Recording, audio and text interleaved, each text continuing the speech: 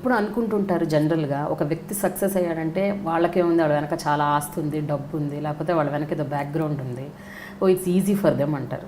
ఏ background లేదు మీకు, కనీసం ఆస్తిపాస్తులు కూడా అంత గొప్పగా ఏమీ లేవు. You started completely with zero. Almost అనుకోండి హైదరాబాద్కి వచ్చింది జీరో.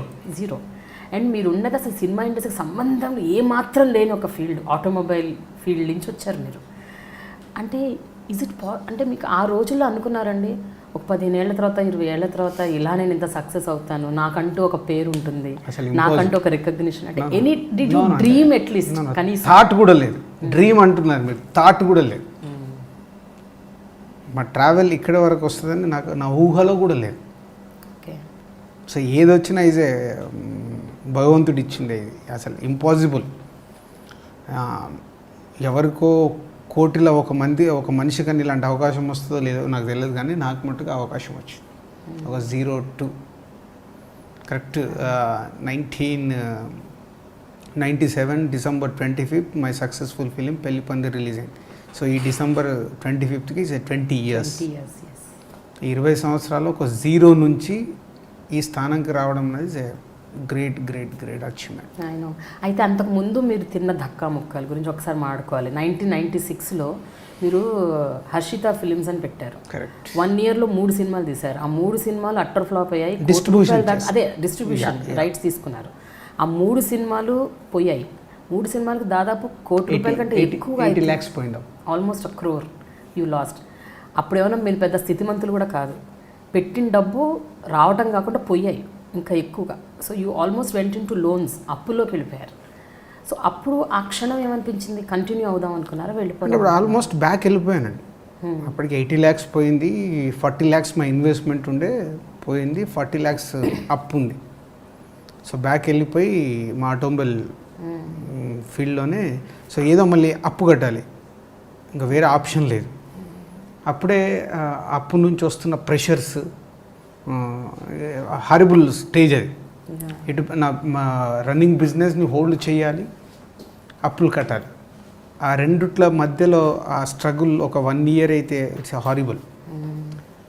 పోతే అక్కడ నేను అందుకే మనుషులు మన నిజాయితీగా ఉంటే ఏదో ఒక రోజు భగవంతుడు మనకు టర్నింగ్ ఇస్తాడనే దానికి నా లైఫ్లో జరిగిన ఇన్సిడెంటే. అరుంధతి అనే సినిమా అప్పుడు కాస్ట్యూమ్ కృష్ణ గారు తీస్తే 36 lakhs కొన్నాం. అరుంధతి అప్పుడు సౌందర్య క్రాంతి కుమార్ గారు 36 lakhs కొన్నాం. రిలీజ్ రోజు 34 lakhs కట్టాము, 2 lakhs లేదు.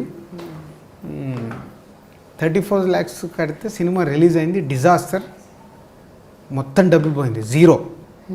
34 lakhs పోయింది. అండ్ అప్పుడు ప్రింట్ అండ్ పబ్లిసిటీ ఉండేది, అవన్నీ కలిపితే టోటల్ మొత్తం పోయింది అన్నట్టు. అయ్యో.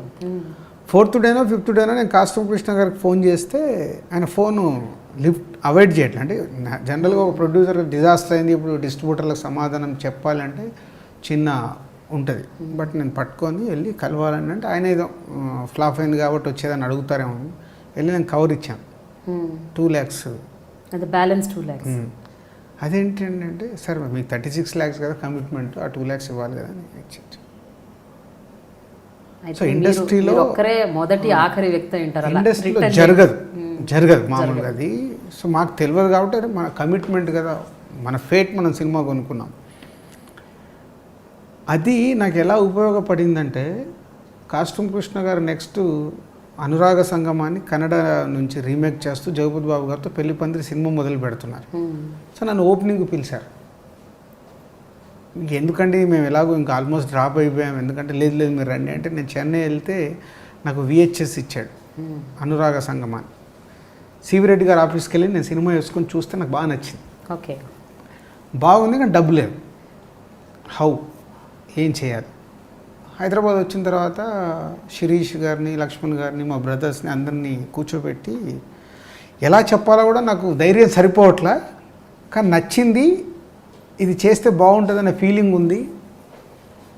ఎక్స్ప్రెస్ చేయడానికి చేసినా మా పెద్దనే నో సినిమా ఫీల్డ్ వద్దన్నారు. నో అయిపోయింది, క్లోజ్ చేసేసుకుని ఉన్న బిజినెస్ చేసుకున్నాము అని రిజెక్ట్ కొట్టాడు. సో మళ్ళీ శిరీష్ లక్ష్మణ్ ఫస్ట్ కన్విన్స్ చేశాను, నెక్స్ట్ మా చిన్నయ్యని కన్విన్స్ చేశాను. లేదు ఇది ఫైనల్ అటెంప్ట్, నాకెందుకో నా సిక్స్త్ సెన్స్ చెప్తుంది మనం సెలెక్ట్ చేసింది తప్పు కాదు, తప్పులు జరిగాయి, ఇది అవి ఏది నాకు కథ తెలియదు, ఇది నేను సినిమా చూసాను, ఈ సినిమా ఆడద్దు అనిపిస్తున్నాను. ఓహో, అంటే అంతకు ముందు మీరు చేసిన 3 సినిమాల కథ తెలియదు, ఐడియా లేదు. యూ జస్ట్ కాస్ట్యూమ్ కృష్ణ గారు వెనకాల ఏమేమి సినిమాలు తీశారు, బా సినిమాలని కాస్ట్యూమ్ కృష్ణ గారు. సో సివి రెడ్డి గారు డైరెక్టర్ అమ్మ నాన్న కావాలి అని ఒక సినిమా, సాయి ప్రకాష్ గారు 3 ఇట్లు తీశాడు. ఇంతే అనాల్సి, అంటే డైరెక్టర్ 3 ఇట్లు తీసాడంటే బాగా తీస్తాడు, ఈ ప్రొడ్యూసర్ సినిమాలు బాగున్నాయండి. అలా కొన్నవి అమ్మ నాన్న కావాలి అండ్ అరుంధతి ఓకే.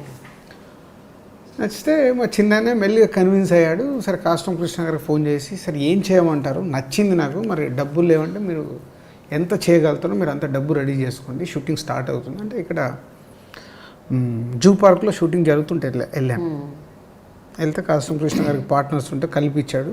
సో రాజు గారికి చేయాలంటే వాళ్ళు, వీళ్ళకి పెద్ద ఎక్స్పీరియన్స్ లేదు కదండి, మనకు వేరే ఆఫర్లు ఉన్నాయి, అవి ఆఫర్లు అంటే లేదు నాకు ఈయనకు చేయాలి, ఏం చేస్తారని చెప్తే ఒక రేటు 65 చెప్పారు. 60 lakhsకు ఫైనల్ చేశాను, కానీ డబ్బు లేదు. దగ్గరే మాకు జూ పార్క్కి షాప్ దగ్గరే, సిద్ధంబర్ బజార్లో షాప్కి వెళ్ళిపోయి అందరికీ చెప్పా, బ్రదర్ని ప్లస్ వాళ్ళని పిలిచి 60 lakhs ఫైనల్ చేశా. వాళ్ళు ఇప్పుడు 6 lakhs కట్టమంటున్నారు, తర్వాత ఒక 6 lakhs, అలా 4 ఇన్స్టాల్మెంట్లు ఇచ్చారు. 24 lakhs కట్టాలి, రిలీజ్కి 36 కట్టాలి. ఓకే, వీడు ఫస్ట్ 6 lakhs ఆర్గనైజ్ చేయాలి.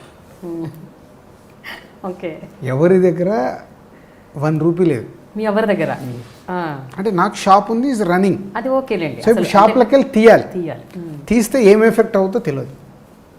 ఆ రోజు గుర్తు సాయంత్రం వరకు ఆయన కాస్ట్యూమ్ కృష్ణ గారు హైదరాబాద్ టు చెన్నై ఫ్లైట్లో వెళ్ళిపోబోతున్నారు.